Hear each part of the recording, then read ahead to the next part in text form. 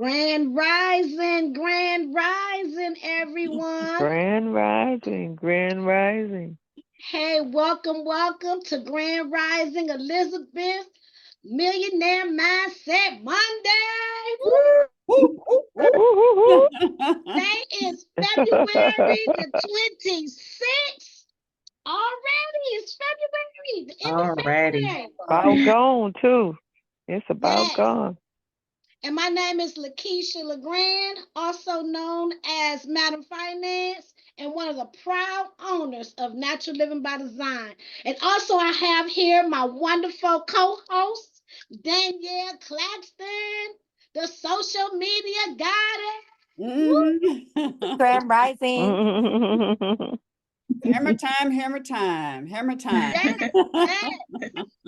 Today is a fantastic day to have a fantastic day. What y'all Mhm. think about that? Amen. Man. Great. So one of the things we like to do when we start off with our show, we like to start off with a multi-millionaire or billionaire success story. Today I did something a little bit different. I normally do not do anything with the business industry, but this person kind of compelled me with his story because he's a businessman, he's a musician, a television producer, an actor. He has multiple companies that I wasn't aware of, and it is Curtis 50 Cent Jackson. His journey is from humble beginnings, and he became a symbol of entrepreneur success. It's nothing but a short of it's very inspiring. So he was born in South Jamaica, Queens, New York City on July the 6th, 1975. Curtis grew up in a tough neighborhood plagued by poverty and crime. Despite facing numerous challenges, including losing his mother at a very young age and growing up without a father figure, Curtis showed early signs of resilience and ambition.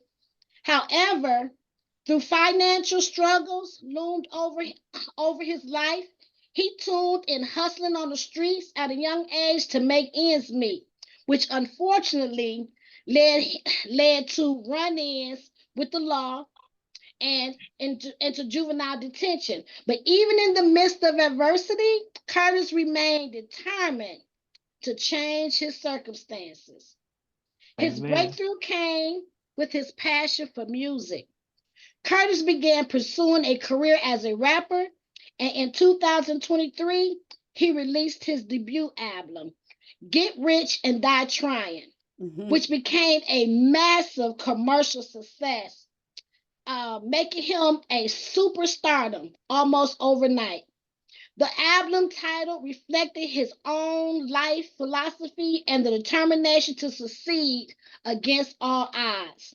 However, financial setbacks followed. Despite his music career flourishing, Curtis faced bankruptcy in 2015 after a series of legal battles and mismanagement of his finances. But true to his resilient spirit, he didn't let that setback define him. Instead, Amen. Curtis diversified his investments and focused on building his empire beyond music. He ventured into various business ventures, including film production, acting, and investing in companies like Vital Water, which yielded significant returns. Today, Curtis 50 Cent Jackson stands on a testament that the power of perseverance and resilience. His net worth is estimated to be around $30 million, a remarkable feature considering his journey. Beyond his financial success, Curtis continues to inspire millions with his story for overcoming adversity and turning setbacks into opportunities for growth. Now, one of the things that I really liked about, his story, he also have a couple books. I didn't know he had a couple books. One is Hustle Harder, Hustle Smarter, and the 50th Law. You ever heard that book, the 48 Laws of Power? Mhm. Yeah. Yeah, I didn't know he partnered with him. when he wrote that book, the 50th Law. So it might be a really, really good book because that was a really good, powerful book. Now, one thing that I really liked about Mr. Jackson, because he does have other companies as well, but one, he has the G Unit Foundation that he created in 2003 and has spent nearly two decades helping young people in the community in the need for them to drive. In September 2011, Mr. Jackson publicly committed to donating 1 billion meals to the World Food Program over 5 years. Now that's kind of like amazing. You know, that's one of the things that we have noticed when we having these success stories is that they are philanthropists. They are giving back to the community. It's not just about us. You know, that's why we got to get it together because it's people that's out here waiting on us. They're waiting on us. You know, that's the only way that we can make a change and make a difference. One thing they all have in common, these billionaires and millionaires, is that they all have a business. They all have a business. So, you know, let's stay inspired, you know, let's inspire success, ownership, and financial independence. That's what Millionaire Mindset Monday is all about. All about. So I'm also excited today is that we have, yes, Miss Queen. Before we go on, I wanted to share that 50 Cents has made a commitment to Taraji and Mary J to take them to level them up, you know, to give them the money that is due and put them in front of people and get the awards and all that kind of stuff. He's made a commitment to them. And I don't know anyone else, but they definitely have said about him doing that for the two of them. Yeah, I did hear about that also. And you know, he's a founder of a lot of other businesses also. But one of the things that really I think strike me to do one on him, because remember we had our guests on here about the financial planner, Miss Angela Card, and she was talking about people who have dreams to get you know, have cars and $1 million homes and different things like that. So at one point, he purchased this huge multi-million-dollar home that used to be Mike Tyson's home. And then he spent another $6 million into renovating it, you know, to getting up the park.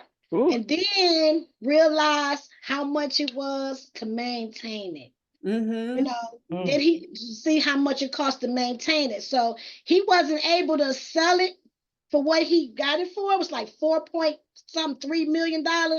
So he took a loss and he was able to sell it eventually for 2.9. You know, so I just thought that was very in line to what she was trying to tell us about wanting all these big ticket items and not knowing everything that comes along with it. You know, with financing. And so that's a mistake that a lot of us make, you know, never going, you know, being at that level. You know, it's a growth thing. And so it's good to learn, you know, now and look at other people's mistakes and show that you don't make those same mistakes and really look at everything, you know, look at everything. But I'm so excited that we have Miss Emily Rucker in the house. Grand Rising. Yes. So Emily Rucker, she's 35 years old. She's a native Detroiter, a wife and a mother of 3. She is a proud entrepreneur as the owner and designer of Waist Bead NV and a reputable small business event organizer.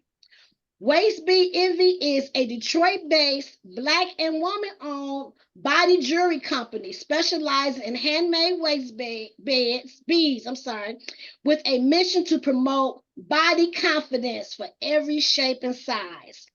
During her first year in business, Emily participated as a vendor in over 30 pop-up shops with both good and subpar experiences, which led her to take her event planning out of retirement to offer local entrepreneurs a more quality experience. Her mission with every small business retail event she hosts is to provide a seamless and joyous experience to fellow entrepreneurs, allowing them to increase sales and clientele while networking with quality entrepreneurs and organizations for resources and growth. So today, Emily has hosted 11 retail events featuring hundreds of local small businesses and community organizations. And she can be followed on Eventbrite, and I'll let's tell her more about how to get access to her. But she's going to have some great opportunities for this summer and for the fall. Now, I have to say that my company, I'm one of the proud owners of Natural Living by Design, and we have had the experience of going to multiple of her pop-up events, and they are really, really great. And so we have had a lot of experience also because year before last, we went to over 60 pop-ups. Last year, we did about 75 pop-ups. And so we have got a chance to compare and see and learn, firsthand on what to look for when you have these pop-ups and everybody giving this pop-up. So I thought that because we're a lot of entrepreneurs, we're having our conference coming up and, different things we're doing, vendor events, that she would be able to provide a lot of entrepreneurs things, some do's and don'ts, and how to organize a successful event. So, Emily Rucker, please share. Of course, my pleasure. Thank you all for having me. And thank you for those positive words of affirmation. And I say affirmation because you never truly know what impact you have until people give you that feedback, right? So you have to have the right people in the room that need the opportunity, that appreciate what you're doing. And like you said, going to all those different events, it really is a lot of compare and contrast because we as entrepreneurs running a business, we go to events for different reasons. It could be just to network and get the name out there. You might not aim to make a single dollar, and the money that you do make is like icing on the cake. Other people, they actually do those as their bread and butter. So they're looking for something a little bit different. And I say that to say you cannot please everyone. So you have to go about it in a sense of this is what makes sense, not just from a organizer standpoint, but to make sure that your entrepreneurs, your vendors that are present actually get what they intend to get out of it. That starts with transparency. So you want to make sure that you're marketing the event for what it is. If you're hosting a networking event, you're making it known from the beginning, this is for networking. So people aren't expecting to come to always make back their vendor fee or to always make hundreds or thousands of dollars so that they can pay their bills. If you want to market it as a marketplace, you got to have a lot of people there that are actually selling something. It can't be oversaturated with, for example, community organizations. They don't typically have something for you to buy, but they have tons of resources. So you always be clear up front about what your event is specifically for to make sure that you have the right audience there to appreciate what it is that you're rolling out. For those who are planning a pop-up shop, I like to call them small business retail events because, again, different things offer different things, right? You want to find a great location. So I did most of my events over the last couple of years with the Detroit Rescue Mission Ministries, and they have two banquet facilities. I used the large one on the east side on Forest Avenue. I believe you and your sisters were there for at least two pop-ups at that location. It's a beautiful space. It's on a busy street, and it does offer the ability to make your inside flexible. So you have to choose a venue for location, and you have to choose a venue that fits everything that you're going to offer. If you literally just want to have tables with businesses or organizations, that's great. You don't necessarily need so much space. The events that I hold and some of the other organizers that do larger pop-ups, it almost gives retail day party vibes because the energy is high, everything is positive. People will bust out dancing if a certain song plays. So I have to keep in mind that I need to have a space for people to be near the DJ and near the music to enjoy themselves. But then also, you'll notice you can sometimes get people that want to stay for a while. Especially those big supporters, they go to support their family. They may not stick with the vendor themselves. They're gonna shop the room, they're gonna get their lunch or their dinner, and then they want someplace to sit down and eat. Have you ever been to a pop-up where you have arms full of bags, you go to get some food, you're hungry and you want to chill, but it's too crowded in there, right? So I've thought of those things for not just myself as the organizer, not just the vendors who are there to work, but also the people that are coming in to shop. And from my experience, when I did those 30 pop-ups, and I started in April, so it wasn't even a full year for me to rack up the 30, but you see so many things that make sense and so many things that don't. Parking, right? All of your vendors, they park and they go set up. But if they're parked in all the spots that are by the door, as people are pulling up, if they have no place to park, they're probably not going to come in because they have to walk too far. And it's like, oh, I tried. And then that's money that never comes through the door. So that's another thing about location, but consideration for your shoppers. I have my vendors go move farther away from the door unless they're handicapped. That way, there's open parking spots for all the people to shop. And then thinking about attractions from the street, what's going to let someone know that there's a pop-up shop happening there? You've got to have signage. I usually do yard signs. It's very cost effective. You can get several made and it definitely catches the eye when you've got a bunch of them rolling down the road. It's like, oh, they're doing something that's open to the public. Let me whip in here and see what I can pick up. People do that all the time. So you have to make it easy and you have to make it make sense for what you're doing. And keep in mind, if no one knows there's a pop-up happening, you're probably not going to have that many shoppers. To that note, one thing that I love to do, and I think this was one of the favorite things of you and your family, LaKeisha, is that I wanted to increase the amount of foot traffic, and I wanted to also make sure that we are advertising on so many different levels. Outside of doing flyers that get put in businesses, having lawn signs throughout the neighborhood, obviously any type of advertisements or shows that I might appear on just to talk about it, I always had a vendor promotion contest. Every single event that I've had, there has been a top promoter, and the person who posts the most on Facebook and Instagram is rewarded for their hard work, which actually is something that every single vendor should do anyway, just to make sure that we have plenty of shoppers and we're not just shopping with each other. That top promoter actually got their fee refunded.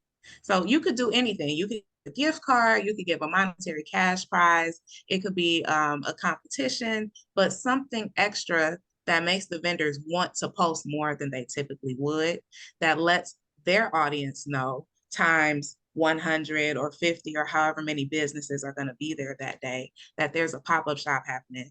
They need to be in the building. It's going to support Black-owned businesses. It's going to support small businesses. It'll support home-based businesses. So it lets folks know what's happening, what's coming. And I also brag on my actual vendors, right? So I'm not just posting and promoting my event. I'm actually going to talk about the individual businesses that are going to be there. You're going to see pictures of their work so that you know what to expect when you come in the door. If you're not ready to go to a specific table, we've done something wrong. But those are just a few tips that I would say would be probably the most important. You want to make sure your location is great, your advertising is on point, and that you get everyone involved, because it is not just the responsibility of the organizer to make sure that there's a crowd to shop. If we all post and we all invite and we're texting and we've got 5 people even that show up for us, and those same 5 people stay and shop the room, it'll be $1,000 days across the board. I love everything that you said. I'm like, especially the part where you have something to get the vendors involved in, and that's one of the funniest things I've seen is there are some vendors that do not have any social media presence whatsoever, and it's like, how do you expect people to know Yeah. who you are, where you are, and Hmm. what's going on. So I'm writing notes because I am taking some ideas down to, like I said, encourage people to post your business. Like I'm one of those Yeah. people. When I go to a pop-up shop, I be looking for that QR code. How can I follow Uh-huh. you? If I don't, at least if I don't buy anything, I could share. If it's something I'm passionate about, I can share it with other people. If you just have a Absolutely. presence for me to even share it with other people. So Yeah. I love the fact that you use um what is it? A good use marketing mix of traditional marketing along with Mhm. social media, because you still kind of do need both. Even though I'm a social media Yeah. artist, I still realize you still need both in order to Mhm. what is it? Get seen and heard out here. But it's the Absolutely. fact that you still need both to get seen and heard out You here. do. You do. I And want it's to just, funny. oh, go ahead. I was gonna say it's funny that you mentioned that because even beyond just having your business out there so people recognize your name and come shop with you, a lot of financial funding opportunities require that you have a website and or a social media presence Yes. because they're not out there. They're like, well, why am I going to invest in your business when you don't even invest in yourself enough to just post? Mhm. Mhm. That was good. That was a good nugget.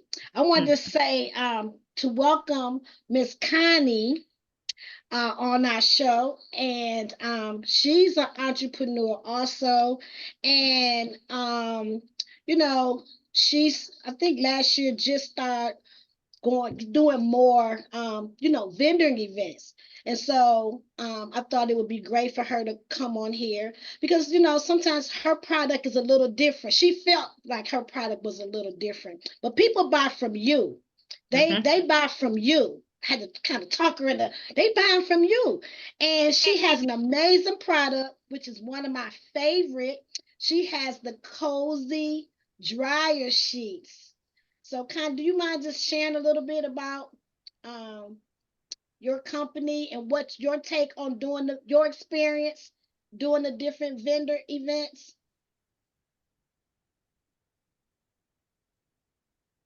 Okay. You we Okay, can't hear there we go. Can you hear me you. now? Yes, yes. Well, hello, everybody. I'm Hello. I've met maybe one or two of you already. My name is Connie Brooks, and I actually have cozy fabric softener sheets. This is actually one of them right here. This is my brand. It is Linseed. They're sold. I'm in 75 stores right now. So I enjoy doing my pop-ups. I actually enjoy going to the stores and meet people all over, getting to know my customers firsthand, face to face, so they can actually see the person that's actually behind the brand. Mhm. They're sold in the stores for $5. So yes, she did say that. She mentioned that I did think that who buys dryer sheets?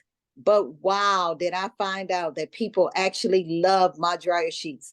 And my motto is you can smell it through the box. Mhm. So people walk up and they're actually like, wow, it actually smells wonderful. And for the price for 120 sheets for $5, you can't beat it. Yeah, that's a good price. Yeah, So thank you. Hmm. what is your thoughts about your experience doing the pop-ups? Because at first you were kind of reserved. Like, what is it that you would like maybe to see more of? Or, have you ever been to any of Emily's pop-ups? No, but I will be there.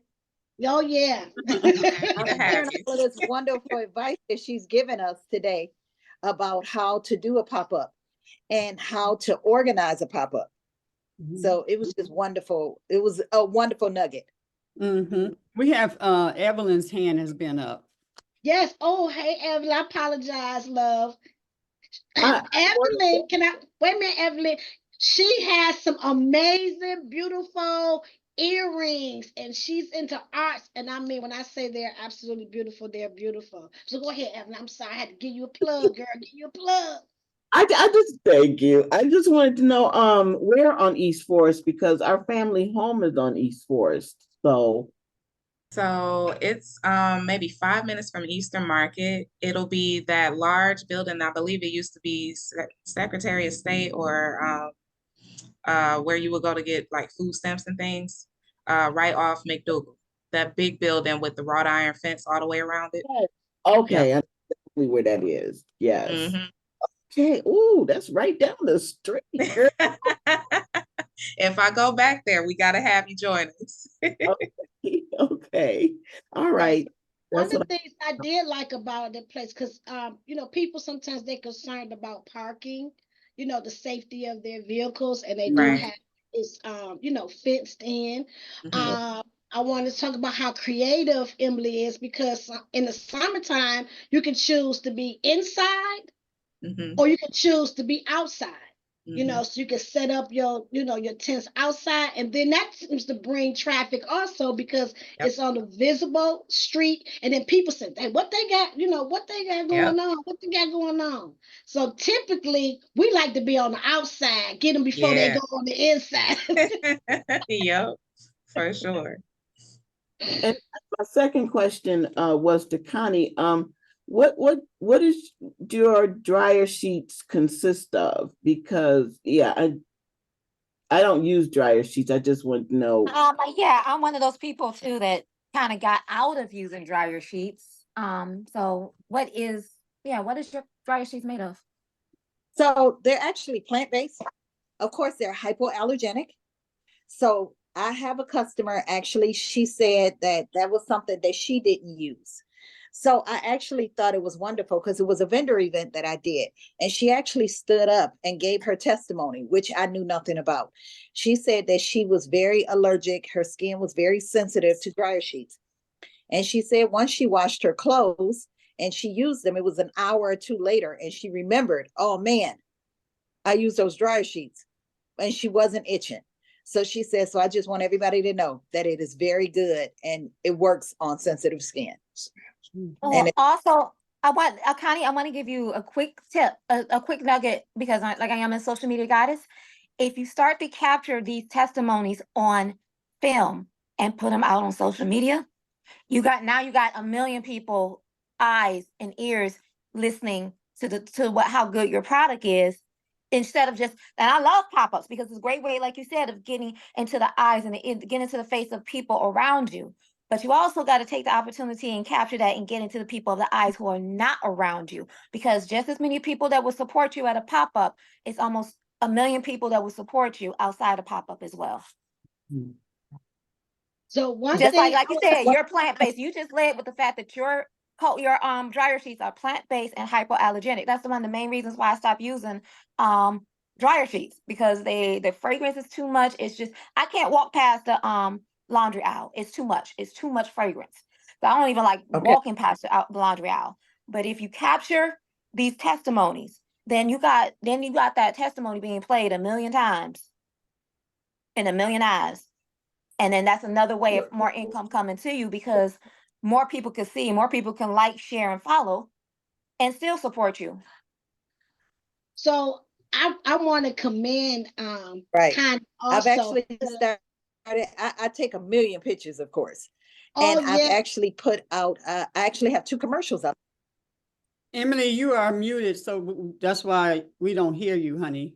You're trying to No, talk. I was talking to my audience on Facebook, just letting them know the name of her company again and that she's Black owned, so they can go to one of these 75 locations to get them some hypoallergenic, all natural dryer sheets. Right, all right. Go ahead, Yeah. Connie. Thanks. Go ahead, Connie. Oh, it's kind of freezing. Oh, While we're getting Connie back on, I just want to jump in. I want to say hi to Ethan Lloyd. And Ethan Lloyd is actually on the call. Ethan is a gentleman who I met at Black Tech Saturdays this past Saturday. Ethan is the social media strategist and manager for the city of Detroit social media pages, and also got a shoes page, Avalon Village. So he's also going to be on our guest next Monday. Hamana. So he's on here listening. So, and if Ethan jumps in, we're not saying not to do what you do, but there's a certain something about being on the yellow pages, the new futuristic yellow pages of social media. That's how I look at it. Yeah, the social media is the new yellow page. If you've noticed over the years, that yellow page has gone from here to like here. because Mhm. everybody, where's my iPad? Because everybody's doing their marketing and research looking for something on here.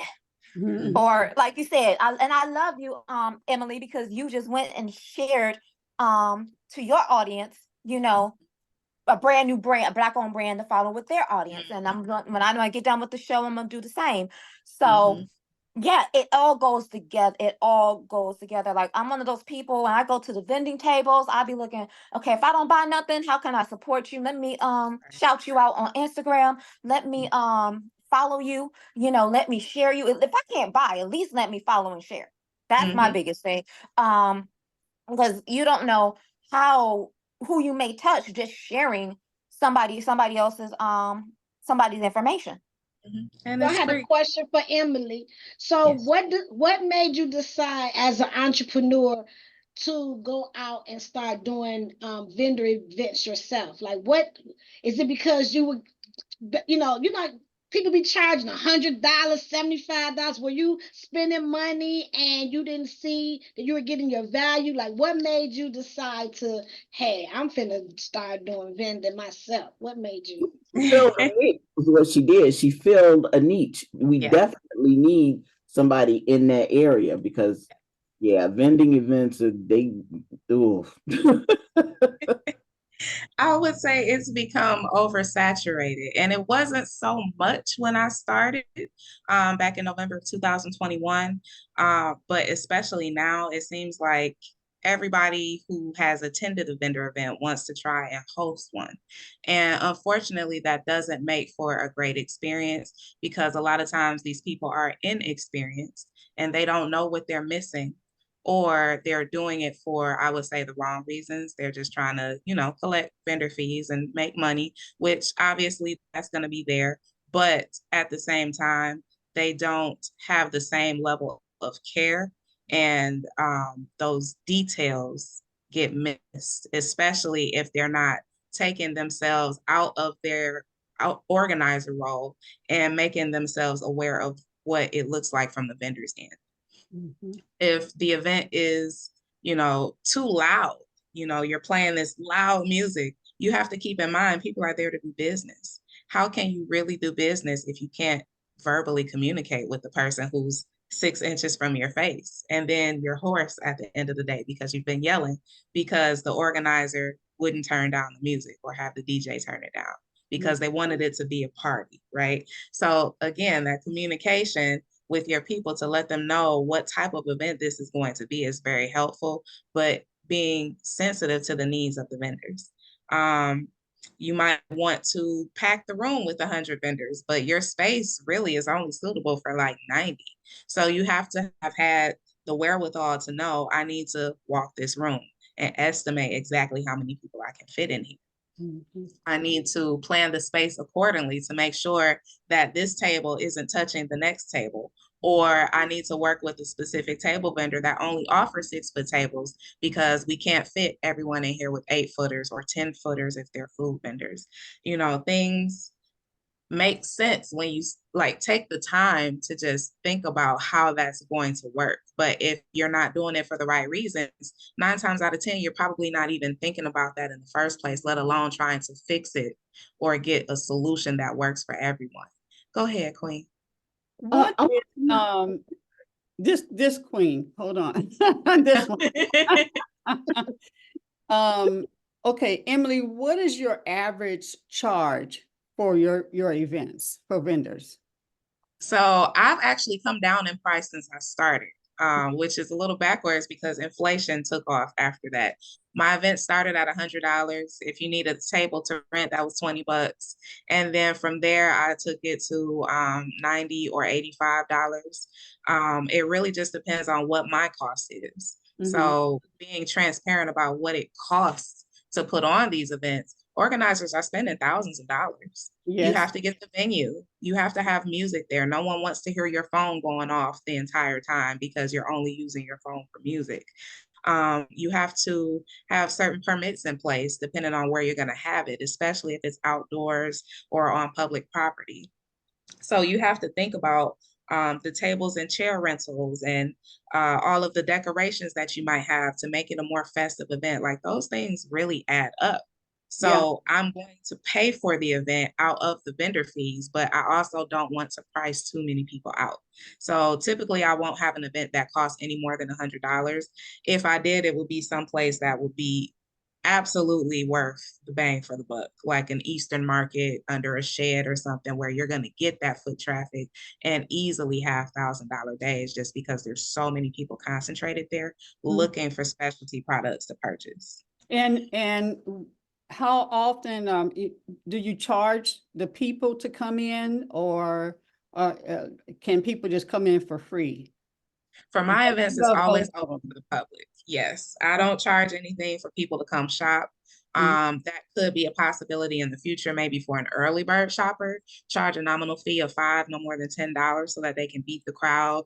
Folks have to work. Some folks don't like crowds. Some folks don't shop if there's no parking. So having that early bird feature could be beneficial for shopper and for me as the organizer. But typically, no, I don't charge a fee to come shop because I really want those people to put their money in the pockets of the vendors that are there. I've already been paid. The vendors paid me. So it doesn't make sense to be greedy and keep trying to find different ways to take money. Yeah. Evelyn has her hand up. Yeah, well, one of the questions was, because usually what I've come up against being a more aged individual is access to where it is. I mean, because for instance, I don't know, I forgot what the name of that hotel is right there on Woodward across from the museum, but it was really cold. They didn't have anyone helping you load your stuff into the building. And so I ended up coming back home. I didn't even attend. So, I mean, do you have like volunteers, like young ones who may want to just help out and volunteer to just help older women bring in their stuff? Yes, I typically do hire event day staff. I have a head assistant that works with me. I also typically bring my son. He's 15, so he's, got the muscles and the energy to get things done physically for us. And then I always work with quality businesses. So typically there's someone not too far that's willing to help. But then the locations that I choose, they also have carts that can assist people that have a lot of stuff to carry. But we always work together. We work it out. So no one would ever have that issue at an event of mine, for sure. Do you pay your son? Of course. I certainly do. The money. Also, I wanted to share Connie's family business. She also, they do rental. They do table rentals, chair rental. Anything else, Connie? What else you do, girl? Y'all got a family business going on. You're muted, Connie. And frozen. Oh, wow. Okay. Connie, you have to type your information in the chat. Yes. I do a lot of events, and I would love to come to a sister or brother. I got my vendoring feet wet last year a lot thanks to the Elizabeths, and also one of our Elizabeth, Rosa Renee, threw a pop-up shop, and from that pop-up, that's how it's funny how from the business relationships happen, because there was a lot of networking that I did there. I was selling my product, which Tava is now Govi. We still got the same products. We just merged with another company. And pretty much that's how I met Moet Beignet, the Black owned, wine company, Eye Candy. The Eye Candy wine and the champagne. I met them through her.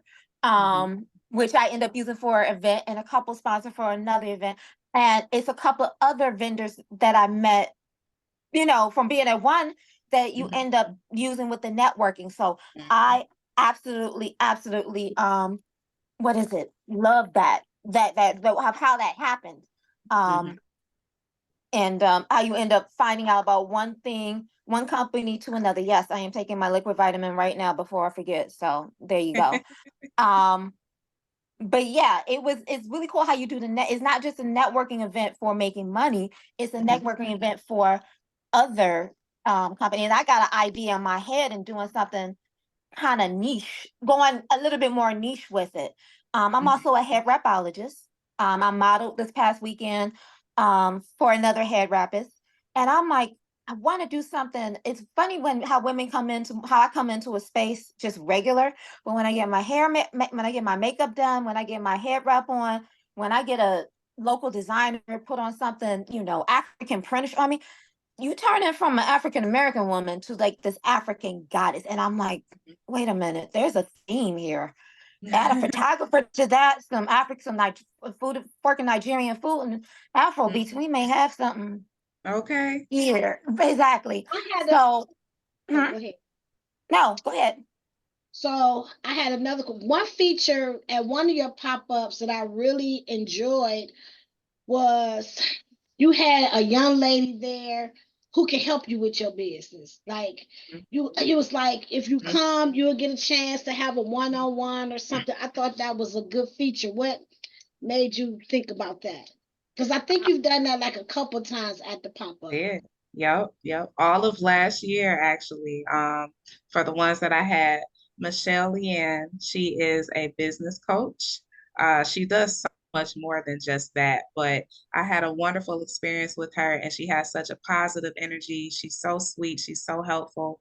And I like to work with people that kind of match my energy. It makes it easier to work with them. And then I know if I give good energy to people, then my people will be well taken care of with her.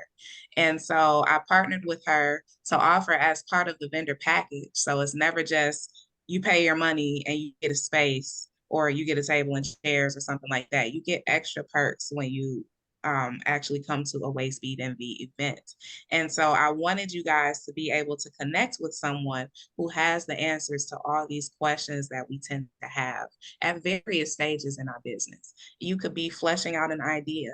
You could be in business for 1 or 2 years. You could be in business for 10 to 15 years, but you still have questions and things that you don't know. And there's honestly no reason to stumble around in the dark, bumping your head, trying to figure it out when we've got people in our community, people at our fingertips, people in our entrepreneur circle that have the answers for us. And so what I did was I worked with her to offer 20-minute business consultations at no cost. And every single vendor who signed up had the opportunity to take advantage of that business consultation. And that way you can talk to her, you can get a plan for growth. You can answer whatever questions you've had lingering, and you can work with someone who's trusted, tried, and true because she's been doing this for X number of years with success, not just for her clients, but also for herself. So she can speak to so many different things. And I thought it would be amazing if I could offer that to our people, because we're not just there to make a dollar. We're there for several different reasons, including networking and growing. And I want to make sure y'all can do that if I can help you. Okay, another thing with your experience that I like, and I don't know how you came up with this idea, is that she goes around and she gathers everyone's business cards, or you drop them off to her, and she had these bags together.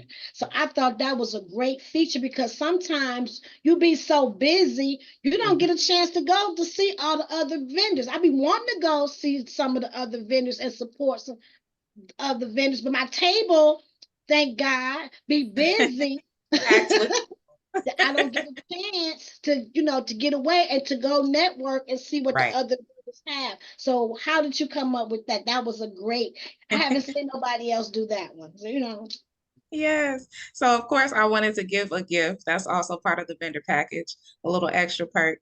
And it just makes sense because not everyone comes with a partner. You're blessed to be able to share the experience with your sisters, with your mother. So there's always someone to lean on and multiple people that can talk. But when you're one person and you're there greeting people and you're sampling, or you're tying waist beads on, in my case, you don't have the time or the opportunity to leave your table and leave making money to go do the networking. So it makes sense. So you don't need a runner. Just come do your thing. And then your gift bag that you're taking home with you anyway has something from everybody there. So you know exactly who was there. If you need something, you can go shop with them. If they offer a service or some sort of business support, you can book your appointments and you've got their details right there. It makes sense. And I like to do things that make sense and help us have a seamless experience when we do our pop-ups. Mm-hmm.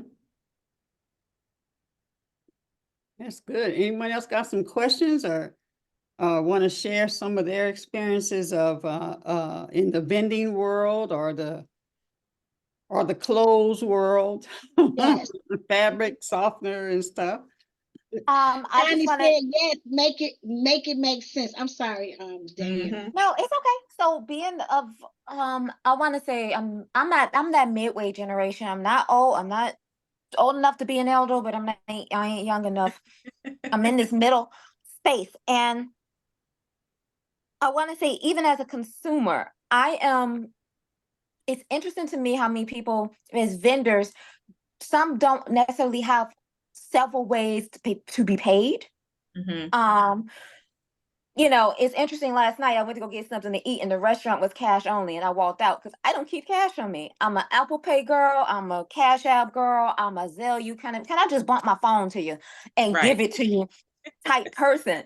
And so I want to know with the day and the age of us being so technological and the importance of people, you know, going live, sharing, live following, and all that. Do your spaces or where you at have Wi-Fi for you know the vendors who are using the technology to you know generate the money as well? Yes and no. Each space has had Wi-Fi, but not every business accommodates like business speeds. So again, I come from a sales background, customer service, things like that. We are okay with problems, but we're not okay with surprises. So I always tell my vendors, if you know you need internet, you need to bring a separate device or use your cell phone as a hotspot for your Mm-hmm. device. Also, if you have a device, you need to charge it before you come and bring a power bank just in case you can't get on the wall and get a plug. So again, just those little things that make things super inconvenient if not done well, or super convenient if done well, really help set me apart from other people who decide to host pop-ups. Now, one of the things that I've learned doing so many pop-ups, you know, sometimes you like you're not for sure if you should. There's so many pop-ups. They even got pop-up sites that you could just go on and just see all the pop-ups that's going around the city of Detroit or other places. So I had to start asking, you know, different questions like, you know, how are you advertising? How many Mm-hmm. people do you expect, you know, to be there? Are the vendors, you know, because that's very important. How are you getting the event that's out there, you know? Um, are you having your vendors to participate in? And you'll be surprised so many don't, because we work really hard as vendors. So you definitely have to ask the proper questions because, Yeah. you know, my $100, I'm spending $100, $75. You It know, better be worth sometimes it. it takes, yeah, because I remember having a conversation with Connie one time, and she was like, "Girl, my charge sheet is like $5, so I need to make sure that the people's Mhm. gonna be there so she can recoup that $100. How many products does she have to sell before she's able to be in the profit margin? You know what I Right. mean? So it does, it's important for you to ask those questions. And sometimes they don't like you to ask those questions. So if they don't like you to ask them, that might not be an event that you need to go to, because Yep. we work hard. And so you want to know how many people are you expecting? You know, Mhm. how is the event being, you know, being advertised? I think Mhm. those things are very, Mhm. you know, very important And I before think, you.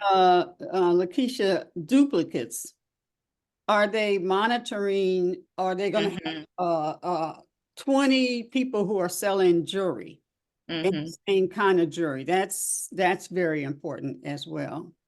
Or have Yeah. like 5 Mary Kay ladies. Like, Oh why no. is it five? There's nothing wrong with Mary Kay, but No. I'm just saying it's nothing wrong with Mary Kay, but you don't need 5 at one event. Right. I'm just saying, like, Or Mhm. makeup people, period. You have, Yeah. you have 5 different companies, but they're all doing the same thing. yeah. Mhm. Oh, yeah. Being sensitive. Yeah, I've noticed that myself. Personally, when it comes from a waist bead selling standpoint, I don't mind not being the only one there because, as LaKeisha shared in the beginning, they buy you. I'm selling me. Mm-hmm. Yeah. Waist beads apart from the waist beads 2 tables down. So I know how to carry myself and how to still make my money even when there's competition in the room. But understand, for example, a candle vendor.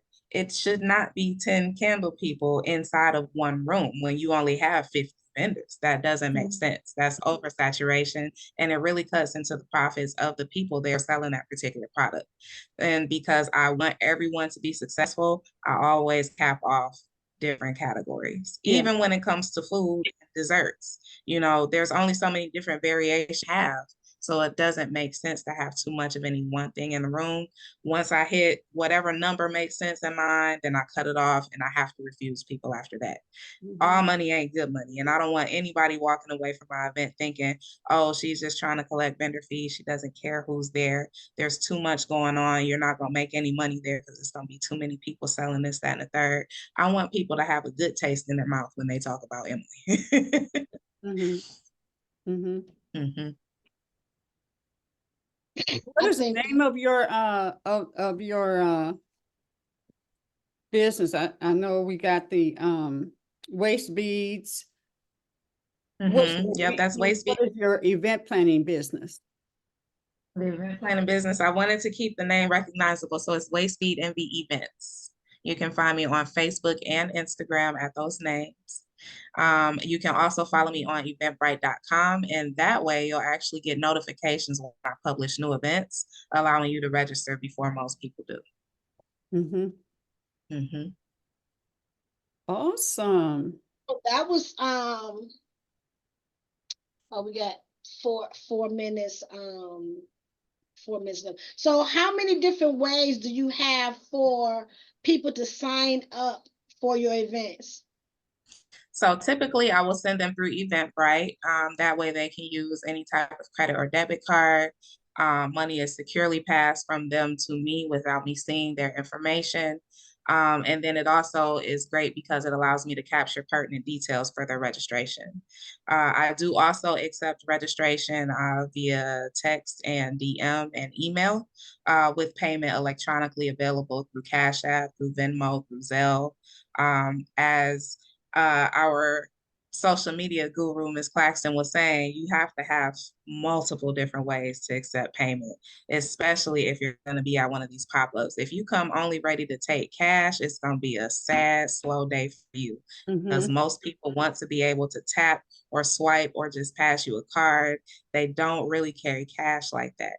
But to the same token, you also want to have a good amount of change with you because you will get that person who's shopping with cash or that person who has $100 bill and that's all they got. And if you can't break it, you miss that sale. You don't ever want to leave money on the table just because you were ill prepared to accept certain payment types. That right there is so vital. Like that's so vital. You can't just have one way to receive money because you're gonna lose out on. But people, they mean good, but they may not get a chance to do Eventbrite, or they may not have cash out because of their experience. But I got Zelle, or I got people be trying to get and move and go. Like you gotta have multiple ways to receive money for your event to be successful. That's just my opinion. And then listening to my customers. You know, some of I don't have cash up, but I got Zelle. Oh, can you do Apple Pay? Can you do? Yeah, yes, I do. What else you want? Yes, I do. I'm ready, baby. And you know, and then at the vendor events, you know, also come in ready mode. Like, don't just sit behind the table with your Head down on the phone. That's a big no-no. People, girl, this ain't no time to be sitting. I just paid $100, $75 at this minute. I'm up, and I'm like, hey, how you doing? I'm telling you, we've been blessed. Like not some people, they be complaining, oh girl, I ain't hardly make no money. I be want to say, if you wasn't sitting behind your table the whole Mhm. time, you would have got some. You just walking by, and people pay attention to that. If you Yeah. ain't really standing up, they just gonna walk right on back. But so I was like, hey, they might was gonna walk by, but because I said, hey, Now they're talking to you. Now they like you. Now they want to support you, Yeah. yeah, whether they because want to sit off your table or not. because one thing about it, people come to the vending events because they want to buy something. Like they really want to buy something. And so with my experience, you should have a price point for everybody. Like you can't just come in there, everything is $85, $100 from your table. People, Mhm. you know what I'm saying? They trying to support everybody. You got some $5 stuff, some $10 stuff, some $20, you know, to fit everybody budget. Mhm. What is your well, we got it's 10 o'clock. Do you have one? Do you have one last thing, Emily, to say? Then Danyelle, if you have something that you want to share before we go, any last advice or anything that you want to share that you may not got a chance to share quickly? Advice for new organizers. I would say find a cat and copy them, right? So you don't have to invent the wheel, but it would be wonderful if you would go to someone who you respect and someone who has experience doing exactly what you are trying to do and see what their experience has been like, both positive and negative. And for me, that person was Miss Lisa Carter. She does very large scale pop-ups, mostly outdoors. Y'all know her from the Mackenzie Field events and the Mackenzie alumni picnics. What she brings out a crowd, baby. Yes, she And does. yes, she does. And she is the person who inspired me to get started. I said, if I can get the numbers of vendors here, we can figure out how to get the crowd here. And it just took off from there. So I'm grateful for her basically, paving that path for me to come down and offer my niche style of events as well. Outside of that, once again, you guys can find me on Facebook and Instagram, both at Waist Bead Envy for waist beads and at Waist Bead Envy Events for local events, as well as on Eventbrite. Go ahead and subscribe on Eventbrite and you'll get notifications when I publish that next event. I am shooting for Eastern Market, so it's going to be a great one. Mhm. Emily, can you put your phone number in the chat, I please? sure can. Yeah, can you spell it at waist beads? What? Envy? Waist Bead Envy Event. So that's WAISTBEAD and then events for the event side. Okay. And Connie left her information in the chat also. Brooks Table and Chair and Tent Rental and Yeah, Cozy Shoes, and she left her phone number. I got that. Mm-hmm. Okay. Danyelle, unmute yourself. Okay. I would say this was such chock full of information. I definitely intended to Brooke, well, is it to reach out, and I like how Connie had some more information about the tables and the chairs and everything. So I'm just excited. I like to see how people put everything together, and yeah, I'm just I have a couple of notes here. That's all I have to say. I have a couple of notes here, but I am looking forward to well, I know Ethan hopped on and now he hopped off, but I'm looking forward to next Monday. Because like I said, I went to something called Black Tech Saturday, and that was such an amazing networking event. Sorry. And I'm just interested to actually working with some people and putting things together and working with my future Elizabeths and putting successful events together. So I'm excited. I'm excited. LaKeisha? Well, everyone, hug yourselves.